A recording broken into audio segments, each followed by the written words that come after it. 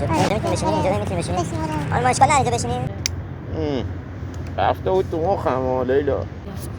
$100 مونده، یه $500 هم اونجا بزنه، میشه چقدر؟ $1500. با این ازت شرخر براش میپرد. آقا منصوری چطوری؟ پول بابا لیلا رو بزن براش. شماره کارت مگه نداده به؟ آقا ما هرچی بار بود اون رد کردیم اومد دیگه. الان ندارم دختر تو دست و بالم ندارم. کسی رو سراغ داری؟ چرا این بغلیه این دختره خوبه. کدومی؟ اینجا؟ باش صحبت کن. فدات شم، خداحافظ.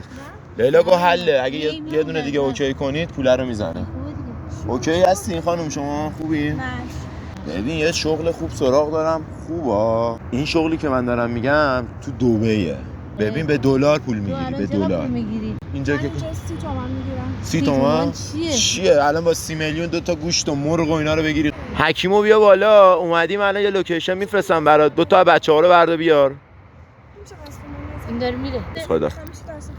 چرا؟ چیزی نشده که. ببین پولش خوبه به دلاره. من میفرستمت اونجا با پول خودمون. خانوم لر میاری بابا.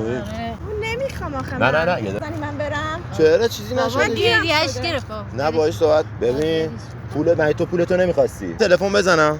الو آقا منصوری. خانم شوخی داشتم میکنم.